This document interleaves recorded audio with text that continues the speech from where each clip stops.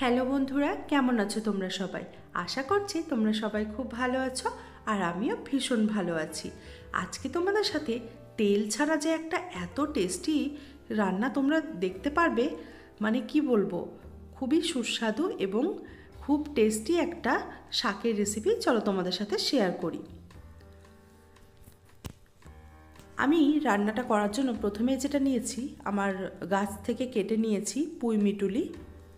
আমার বাড়ির গাছের পুঁই শাক আমি কেটে নিয়েছি মিটুলিযুক্ত। এই রান্নাটায় পুঁই মিটুলি দিলেই বেশি ভালো লাগে। আর যেটা লাগবে বেতর শাক।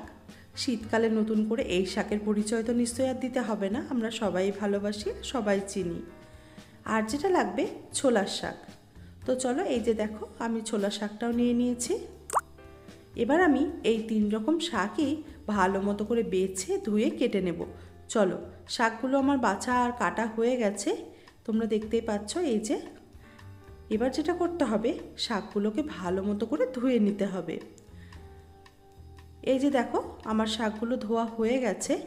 এবার তবে দেরি না করে রান্নাটা শুরু করি। চলো, প্রথমেই বলেছি কোনো রকম তেল ছাড়া টেস্টি রেসিপি। চলো শুরু করি।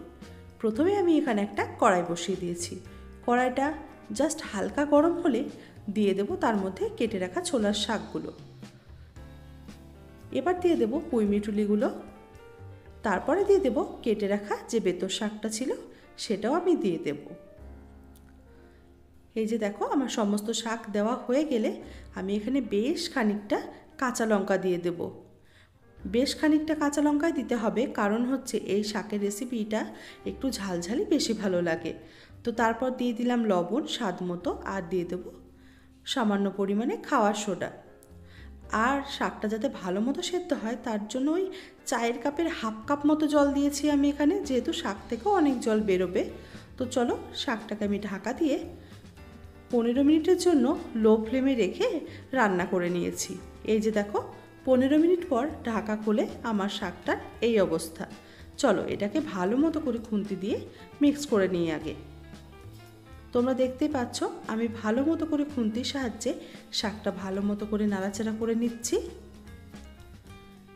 কি এখনো লাইক করনি? তাড়াতাড়ি লাইকটা করে দাও, কি করছো?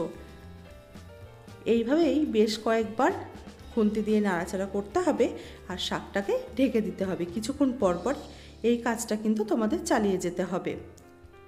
তেল ছাড়া যে এত সুস্বাদু রান্না হতে পারে শুধুমাত্র গ্রাম বাংলার মানুষেরাই জানে এই শাকের স্বাদ কতটা।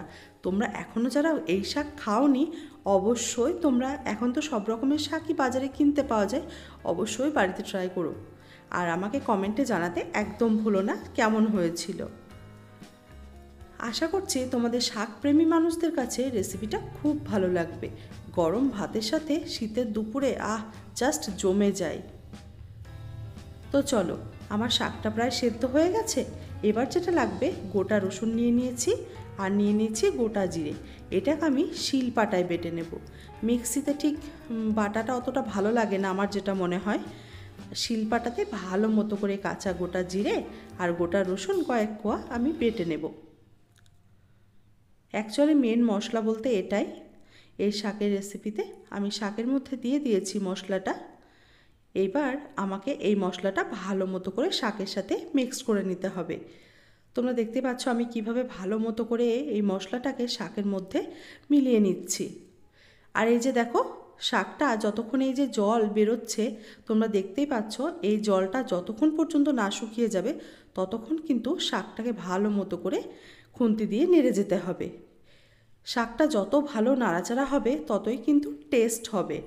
আর যে গোটা গোটা যে কাঁচা লঙ্কাগুলো থেকে যাবে, যেগুলো, সেই কাঁচা লঙ্কাগুলোকেও খুন্তির সাহায্যে খুব ভালো মতো করে এই যে থেতো করে দিতে হবে।